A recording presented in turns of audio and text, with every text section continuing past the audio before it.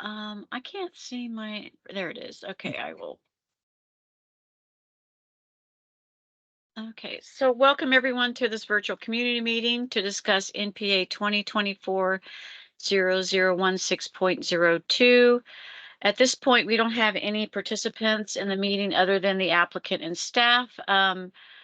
But for those who will watch this meeting at a later date, it's being recorded and will be posted to the publicinput.com/neighborhood plan amendment cases website tomorrow morning.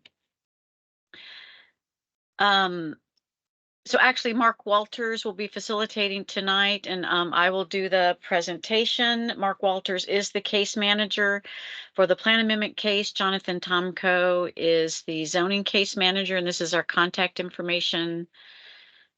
I'll go over basic case information, guidelines for group discussion, how to participate in this process, why is there a plan amendment application, what is a future land use map. After the staff presentation, Amanda Swore, the applicant's agent, will do a presentation. And if anybody has logged in between now and when we get to the Q&A, we will open the floor to any Q&A for people from the neighborhood who have attended by that point. The plan amendment case number is NPA 2024-0016.02. Property address is 5200 East 5th Street. It's 0.1333 acres. The request is to change the future land use map, also called the FLUM, from commercial land use to mixed use land use. There's an associated zoning case number, C14-2024-0037. The existing zoning is Cmnd, which is General Commercial Services District, Conditional Overlay Combining District Neighborhood Plan. The zoning request is CSMUV DB90 CONP, which is General Commercial Services District, Mixed Use Combining District, Vertical Mixed Use Building Combining District, Density Bonus 90 Combining District, Conditional Overlay Combining District Neighborhood Plan for multifamily, residential, and office uses. The property owner applicant is CSW 5th Street LLC, and the agent is Amanda Swore from Drenner Group. Don't need to really go through this since we don't have any participants. Like I mentioned, the meeting is being recorded and will be posted to the publicinput.com/neighborhood plan amendment cases website, which is the link where people presumably would click on and get to the meeting that we're in right now. So if anybody wants to email Mark or Jonathan, the zoning planner, with any questions or comments, they can do that. When the cases are scheduled for Planning Commission and City Council, people who live within 500 feet will get a notice in the mail with the date, time, and location of the meetings. So why is there a plan amendment application? So neighborhood plans are adopted by City Council as amendments to the Imagine Austin Comprehensive Plan.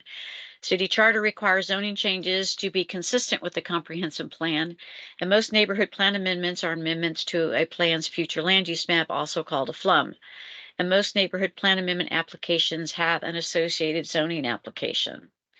So this map shows the areas in blue that have City Council approved neighborhood plans. All of these areas have a document that has the vision and goals of the planning area, and most of which also have a future land use map where these colors represent broad land uses. For example, on this property, it is currently commercial, which is shown in red, and the proposed is mixed use, which is shown in brown. This is a zoomed in area of that previous future land use map that shows the property with the commercial land use. There's some mixed use land use shown in brown to the north. The purple to the south represents industry land use. To the west, you see the red, again, that's commercial, and the purple also is industry. This is an aerial photo with the future land use overlaid on top. Zoning map that shows the zoning as CSCONP, which also has a general commercial services zoning to the north which is the CSV CONP. To the south is the LI CONP, which is Limited Industrial Services District. This is a Google Map screenshot that just shows some of the surrounding uses to the property. This is the Imagine Austin Growth Concept Map, where these colors on the map represent regional centers, town centers, neighborhood centers, and also the activity corridors.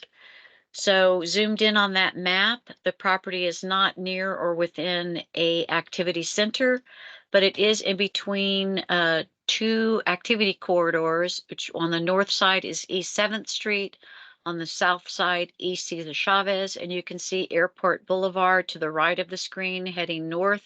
That is also an activity corridor. This map shows public transportation in proximity to the property. So that ends my presentation. I will stop sharing my screen.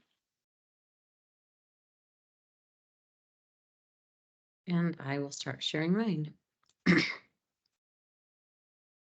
Good afternoon, evening, everybody. I'm Amanda Swore with Turner Group, here to do a quick presentation on this proposed rezoning and future land use map amendment to support what staff indicated. Staff said the area outlined in blue is the area that is in for a rezoning and future land use map amendment. However, this property is part of a larger property owned by one owner. The area that's outlined in the gray dashes is part of the larger property. So again, the excuse me, the request is to allow for the lower portion of this property, or the property on the south, to obtain a similar future land use map designation to the property on the north, and to allow for rezoning to allow for residential uses on the property. And this is just the property zoomed in a little bit more. The site is 1.33 acres. And again, is currently undeveloped. The area to the north is currently under construction for a parking garage that will serve the larger area. As staff mentioned, this property is in very close proximity to transit. Existing, it also has the urban trail that runs directly adjacent to it. Staff covered this piece, but the future land use map today is commercial. We are asking for a mixed use designation to allow for the entirety of the larger property to contain a unified future land use map designation. We are also proposing to amend, with the accompanying zoning request, amend the southern portion of the property to add the vertical mixed use overlay, as well as the density bonus 90 overlay, to allow for residential uses on the property, and then to allow for additional density on the site. We did work through this property several years ago and started this process. However, at the time, there were some adjacent uses that were not compatible with a residential use on the property, namely the Borden tract, that has since undergone rezoning and is in the process of going through redevelopment.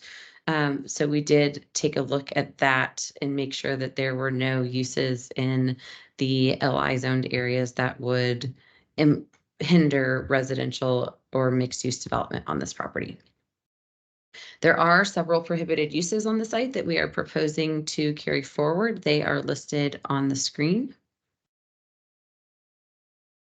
This request is consistent with the Govalle Johnston Terrace combined neighborhood plan, which talks about incorporating a mix of uses where within a single property, and increasing the opportunities for people to live in close proximity to their daily needs in life. This is a few of the Imagine Austin goals that this request is consistent with: to encourage infill and redevelopment opportunities. This request is consistent with many of the other opportunities that are currently ongoing in the area. And with that, I am happy to answer. Well, there's no one on, but I would be happy to answer any questions. My contact information is on the screen should there be questions from anybody who watches this in the future. Thank you. Thank you, Amanda. Maureen, would you please go put your slide of contact information and go over the next steps in the process for anybody who might watch this in the future? Yes, let me grab that one. It looks like I put up the wrong one. Working on multiple cases. Let me find it.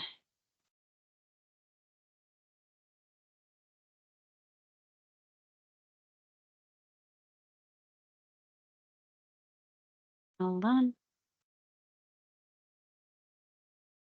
So, so here is the contact information for Mark and Jonathan. So the next steps, the planning team will meet and make a recommendation on the change to the future land use map. We'll pass that recommendation on to the zoning team, who will then meet separately to make a recommendation on the proposed zoning request. After staff has finalized staff recommendation, we will work with the applicant to schedule for a planning commission hearing date. Once we finalize that date, I'll reach out to the Govalle Johnston Terrace neighborhood plan contact team and give them the planning commission hearing date and when their deadline would be to submit a letter of recommendation. That's it. Thank you, Maureen. So with no further ado, I think we can wrap up the meeting and end the meeting early. Okay, I'll stop recording.